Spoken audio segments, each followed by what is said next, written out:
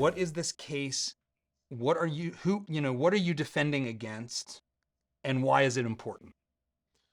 So one of the things that was very odd during the pandemic was that if you paid any attention to social media or the media, you would get the sense that everybody agreed that lockdowns, masks, social distancing, school closures, that whole panoply of policies that we followed, that every scientist agreed, and anyone who disagreed, that there were no scientists who disagreed, and anyone who disagreed was a crank. Uh, and the thing is, that idea was a false one from the beginning. There were many scientists who disagreed with the idea that these policies had to be followed. In fact, there were alternate policies that we can talk about maybe later in the conversation. But the point is, there was a robust scientific debate, and yet the public impression that people got was that everyone agreed. It turns out the way that happened was not an organic process where all scientists talked to each other, came to an agreement, and then put forward a unified front. What happened was that the government, the US government, and turns out even the Europeans, and governments around the world, decided that they were going to create this impression. Hmm. In the Murphy versus Missouri case, the Louisiana and Missouri Attorney General's offices sued the Biden administration with the allegation that they were pressuring social media companies, going to social media companies saying, if you don't listen to us, if you don't censor these people and these ideas, which I think included me, John, um, Yeah. that if you didn't censor the people saying that masks might not work so well, especially on toddlers, that there is immunity after you get COVID, and the vaccine mandates were tremendously destructive. The vaccine doesn't stop you from getting and spreading COVID.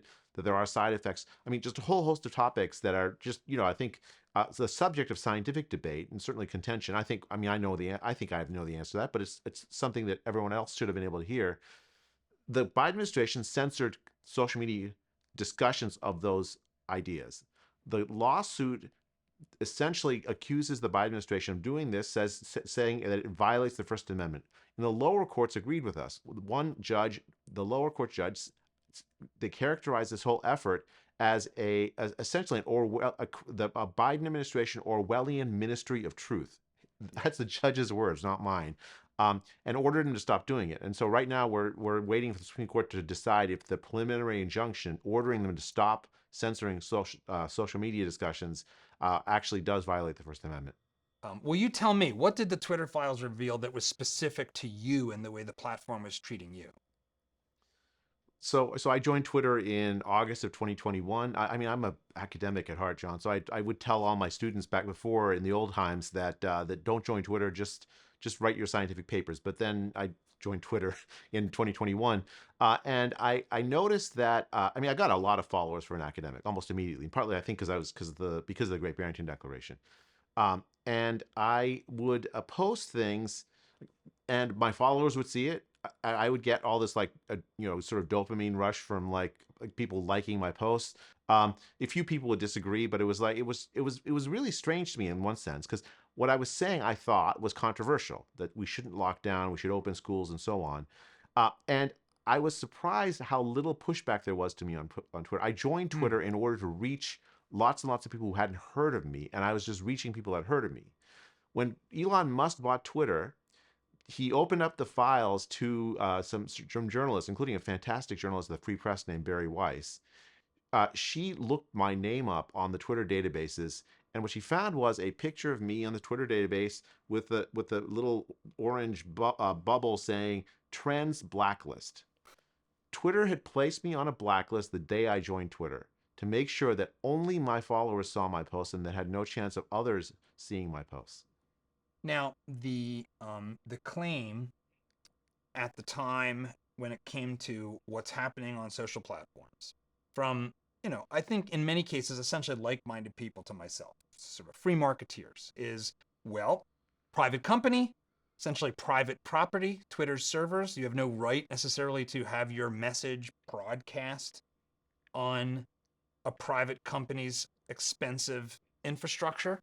Um, Unless of course you pay them to do it and they claim they're going to do it and then they don't. That would be a contract fraud claim. But why is this a problem? Why is it a problem that a private company is exercising discretion?